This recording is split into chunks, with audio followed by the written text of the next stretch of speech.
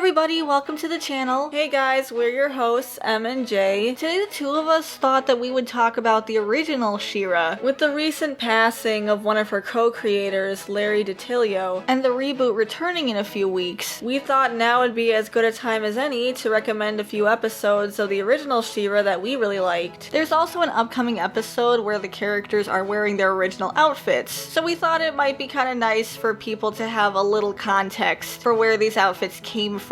Just in case you aren't already familiar with the source material, She-Ra was a spin-off of He-Man, which was really a labor of love by Filmation. Mattel had asked them to do animation for a toy commercial, and Filmation ended up approaching Mattel asking to do a full series. The show did really well, and they saw they had a 30% female audience, so the show had wide appeal. So they took the opportunity to create She-Ra. If you aren't too familiar with animation from the 80s, there may be some culture shock because they were limited on the technology they could use and how much money they could spend on the show. Despite people thinking that She-Ra was just a glorified toy commercial, Mattel didn't actually fund any of the show. It was all Filmation's work. They also had to deal with concerned parent groups that didn't want anything that they considered too violent to be shown in cartoons for children, which led to a lot of camp, which understandably is not everyone's cup of tea. But it's not because the writers didn't care. A lot of very talented people worked on these shows and ended up going on to work on really amazing projects. Both Paul Dini and Bruce Timm did some work on He-Man and She-Ra, and they later went on to make Batman the Animated Series, which is still held in high regards today. Despite the limitations that the show faced, it still has really good writing and a lot of passion and heart went into it. And with that being said, here are some episodes that we would recommend. And what better place to start than the beginning? Our first recommendation would be Secret of the Sword, which is actually the first 5 episodes of the show strung together as a special. Life is mostly peaceful on the planet Eternia, except for this evil villain named Skeletor, who's this muscly skeleton man. But don't worry, concerned parent groups, he has a funny voice, so he's not that scary. Skeletor to King Randor! Skeletor to King Randor!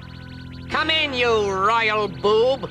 He wants to conquer the planet, so the sorceress of Castle Grayskull gives Prince Adam the Sword of Power, which transforms him into the powerful warrior He-Man when he raises the sword and says, "By the power of Grayskull." He-Man and his friends fight Skeletor to keep peace in Eternia. This episode starts with the sorceress summoning Adam to Castle Grayskull. She gives him a sword that is very similar to his own. She tells him the sword is destined for someone on the other side of a mysterious portal, and that the sword will glow when he gets close to that person. But that's all she can tell him. She's being very cryptic about it. Adam goes through the portal and finds himself on a planet called Etheria, which would be a nice place if it weren't being ruled by the evil Horde. Adam's too much of a hero to let injustice go unpunished, so he gets caught up in the rebellion against the evil Horde. He fights the evil Force Captain Adora, only for the sword to have a reaction to her presence. He gets caught off guard by this and ends up getting captured by the Horde, so they can drain his energy to power a super weapon that'll finish the rebellion once and for all. But Destiny might have other plans for these two. This is a great introduction to the series. We get to meet all these characters, explore the world, and sets up future conflicts. You don't need to know everything about He-Man in order to enjoy watching She-Ra, but we would still recommend it on its own merit. It's a really fun and accessible show. If you like high fantasy, we pretty much explained everything you needed to know about He-Man, and the show does a really good job of explaining the strong connection between these characters. The next episode we'd like to talk about is Black Snow. Here She-Ra is summoned to the Kingdom of Snows by Empress Frosta because a mysterious black snow has covered a neighboring kingdom called Galatia, which is inhabited by Selkies, a mythological being from Scottish folklore. This black snow is toxic, destroying the food supply and making the inhabitants sick, and the Selkies are blaming the Kingdom of Snows for it because the two nations had a long history of war prior to the Horde invading Etheria, where they were forced to call a truce in order to fight their common enemy. Despite the truce, tensions are still high between the kingdoms and are now boiling over to the point where war could break out at any minute. So it's up to She-Ra and Frosta to get to the bottom of the black snow and stop the war before it happens. We like this episode for the world building and the history it provides for these kingdoms of Etheria. This is just one corner of the planet, but it feels like there's a lot of weight to it. It's also interesting to see the political conflict between these two nations, and I like how active Frosta is as a leader, trying to do what's best for not only her people, but for the Selkies, despite their history of war. Our third pick is the Seahawk. In this episode, She-Ra is investigating rumors of a monster attacking coastal villages. She discovers that it's actually a group of pirates working for the Horde, and decides to continue her investigation as Adora. One of the pirates ends up recognizing Adora as the rebel leader, and asks for her help. He explains that they actually hate working for the Horde, but they feel they have no other choice. This is the only thing that's keeping them from being enslaved in the mines like the rest of the planet. He believes that she can convince their captain, Seahawk, to join the rebellion and forget about trying to keep the Horde happy. She agrees and ends up butting heads with Seahawk over the meaning of freedom. Unfortunately, the Horde discovers Adora aboard Seahawk's ship, and they end up taking her captive, which forces Seahawk to have to make a choice. He can continue to live with the illusion of being free, or he can try to rescue Adora and put himself, his men, and his ship in danger. We actually talked about this episode during our review of Netflix She-Ra, and we really think it's worth checking out. It raises some great points about how sometimes people are too afraid to do the right thing because they're worried about the consequences, so they end up living with a bad situation and trying to convince themselves that everything's okay, when it so clearly isn't. Our next pick is The Price of Freedom. This episode actually starts out in Eternia, where Adam is called to Castle Grayskull by the sorceress because she can sense that She-Ra needs him. On Etheria, She-Ra is trying to hold off a ruthless attack by the Horde on a village called Dryle. The Horde plans on making an example of the village to discourage others from rebelling against them. This episode shows how dangerous and cruel the Horde really is, and the extent of their control over the people of Etheria, while also having a really good message about freedom, how even though it's hard and often sacrifices must be made in order to achieve it, it's always worth it in the end. The last episode we want to talk about is The Stone in the Sword. In this episode, Hordak creates a machine that's powerful enough to destroy the Whispering Woods. She-Ra is able to stop it, but the stone in her sword ends up cracking, and she loses her powers. And even though the machine was destroyed, the Horde manages to capture Bo. Now Adora must go on a journey to find the first ones, since they're the only ones who can fix the sword, or she'll never be able to turn into She-Ra again. She has to go through many trials just to find them, and in doing so prove that she's worthy of these powers. It also shows how Adora is very brave, clever, and capable, even without her powers. I do think this episode has some pacing problems, since it's a little slow to start, but once it picks up, it's a great adventure, and one of the most memorable episodes of the series. So those were our picks for some episodes that we'd recommend. What are your favorite episodes of She-Ra, Princess of Power? We know this show meant a lot to a lot of people, and we'd love to hear from you. If you haven't had the chance to watch the original She-Ra, let us know what you thought of these episodes. But thanks for watching. Let us know if you agree with our picks. There's a lot of great episodes, so let us know your picks. This is the first video where we're trying out some new art. There's been some confusion over which one of us is talking because our voices are pretty similar, so hopefully this helps with that. We'd be really interested in hearing your feedback. Do you like this direction, or should we try something else? Just let us know what you think. If you liked this video, you can subscribe to our channel to see more content like this. We have a whole playlist on She-Ra, though it's not as positive as this video was. We'll also be reviewing the upcoming episodes of the remake for She-Ra, so turn on notifications to see when those happen. Thanks again for watching, guys. We'll see you in the next video. Bye! Bye, guys!